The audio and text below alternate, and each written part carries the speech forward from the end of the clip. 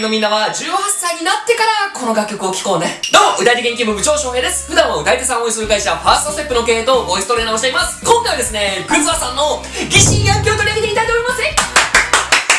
クズワさん、いやさ、以前クズワさんがカバーされたキングを取り上げさせてもらったんだけど、これがものすごい反響でコメントもね、たくさんいただきました。こっからもさ、クズワさんが本当に多くのリスナーさんに愛されてるっていうことがわかりますよね。ということで今回はね、そこのコメントでもたくさんリクエストをいただいていた疑心暗鬼をね、取り上げていきたいと思います。梅トラさんが制作された楽曲で、このね、疑心暗鬼っていう言葉は四字熟語の一つで、普段の何でもないものにまで疑いや恐れを抱いてしまうという意味なんだよ。どうすでにめっちゃ興味そそられない？ということで今回は歌い手研究部のみんなと一緒に聴いていきたいと思います。このようにこのチャンネルでは歌い手さんの歌唱テクニックや楽曲について楽しくわかりやすく解説しています。見逃したくないって方は今すぐ登録して歌い手研究部に入部してください。では早速行ってみましょう。いくよ。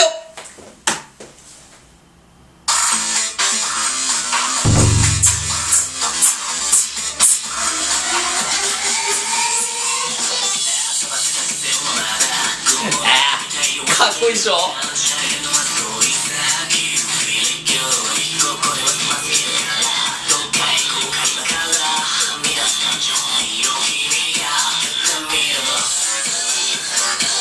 さあ、妖艶なイントロ、イラストでこの楽曲はスタートしていくんだけど、まずさ、イラストがめちゃめちゃ綺麗じゃない？このさ、クズラさんが身にまとっているさ、ジャケットの柄まで細かく描かれてるんだよ。でさ、この妖艶な世界観にクズラさんが、エッジボイスを絡めて歌い出すんだよ。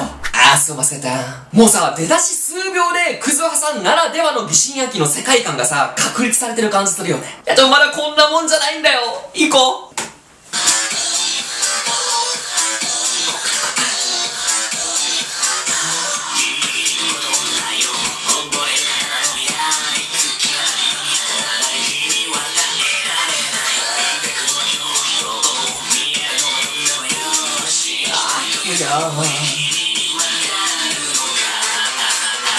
いやさ、この楽曲を歌い回すのってリズムが結構難しくて、タンタンタカタカタカタンタン、かなりね、複雑なリズムで A メロは展開していくんだよ。なんだけど、クズワさんは息をたっぷり混ぜたセクシーボイスで歌い回しつつも、リズムも細かくしっかりとって歌ってるから、リスナーはね、自然に乗れるようなね、歌になってるんだよね。あとね、ここで部長のチェックポイントが一つあって、それはね、この MV なんだけど、このカメラワークがめっちゃエロくて、クズワさんをさ、生めかしく下からゆっくりこう撮っていくじゃんね。なんだけど、よくよく考えると、ここまでクズワさんの全体像はね、一回も映ってないんだよ。常に近くからゆっくり映してるんだよね。そして、こっからサビに行くんだよ。聞いてみて。ね。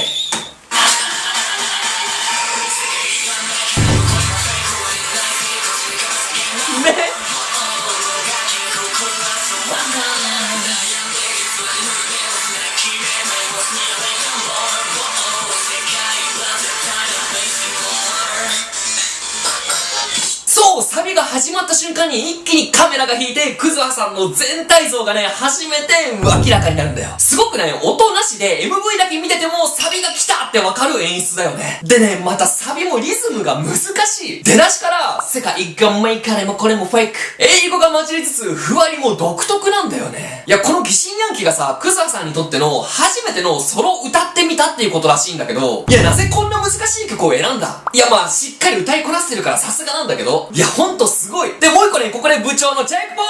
イントがあって、それはね、サビ終わりに入ってる、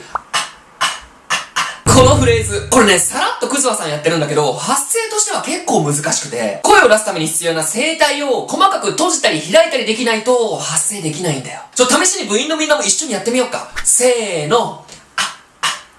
できた？結構難しくない？それをさ、さらっと涼しげな感じでやっちゃうのがさすがだよね。さあ、2コーラスでいこうか。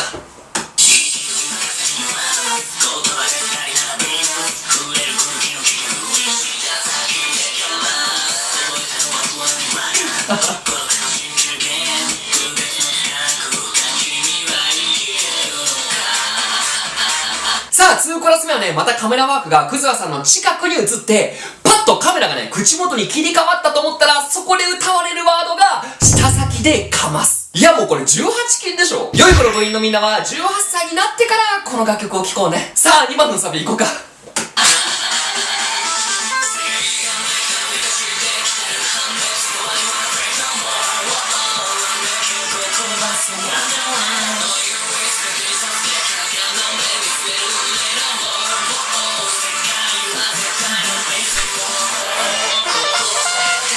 あ、2番のサビもクズワさん力強くかつセクシーに歌い上げていきます。で、ここで一つ部長メモによると、今回のこの作品ね、クズワさん以前ライブ配信でおっしゃってたみたいなんだけど、みんなのスパチャが溜まったから好きな S さんとミックス S さんに依頼したっておっしゃってたらしいんだよね。これさ、リスナーからしたらさ、めちゃめちゃ嬉しくない？だってさ、応援してくれてるリスナーのみんなに普段から何かをお返ししたいって考えていて、クズワさん今回それを実行に移したってことでしょ？ましてや、もともと歌うことに苦手意識を持っていたクズワさんが、それでもリスナーのみんなに喜んでもらいたいってさ、そんな思いが伝わるからこそ、クズワさんはさ、これだけたくさんのリスナーに愛されてるのかもしれないよね。いやもうほんとめっちゃいいエピソードだよね。もう泣いちゃう。そしてね、こっからもすごいから聞いて。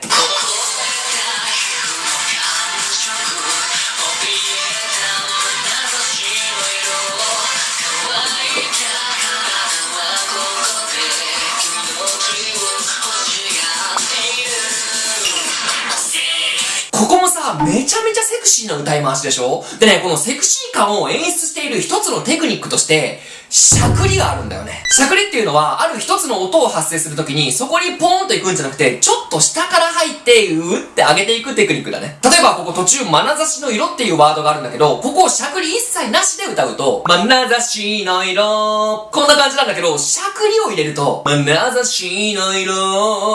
ちょっと大げさにやったけど、このように妖艶さやいやらしさがね、加わるんだよね。ただね、これもやりすぎるとめっちゃくどくなっちゃうから、みんなね、実践するときは気をつけてね。さあ、ここのセクションでもしっかり世界観を作り上げておいて、最後のサビ、行こう。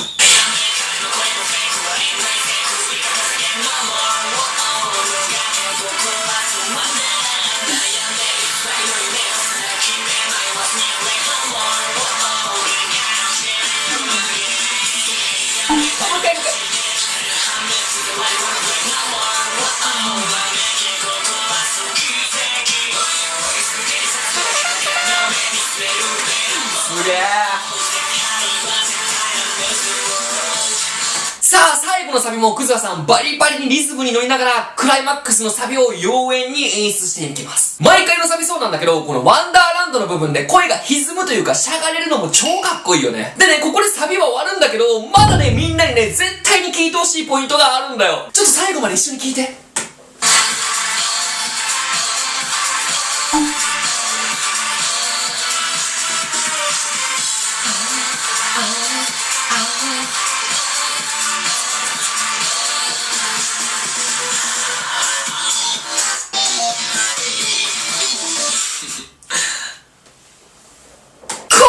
ここやばない？最後の最後、吐息が入ったと思ったら笑い声で終わるんだよ。本当にね、最後までリスナーさんを楽しませる仕掛けが満載な音源だったね。さあ、いかがでしたでしょうか？今回の疑心暗鬼も、ボカロ P さん、S さん、歌い手さん、この3名がさ、みんなで彩って一つの世界観を作り上げていく。まさに歌ってみたの魅力が存分に詰まった音源だなって僕は思いました。だからこそね、歌い手研究部の皆さん、概要欄からね、直接クズワさんの音源に飛んで、バックミュージック、MV のイラスト、クズワさんのボーカル、どれもね、全部しっかり堪能してきてほしいなって思います。このようにこのチャンネルでは、歌い手さんの歌唱テクニックや楽曲について、楽しくわかりやすく解説しています。見逃してないって方は、今すぐ登録して、歌い手研究部に入部してください。ではまた次回の動画でお会いしましょう。バイバイ。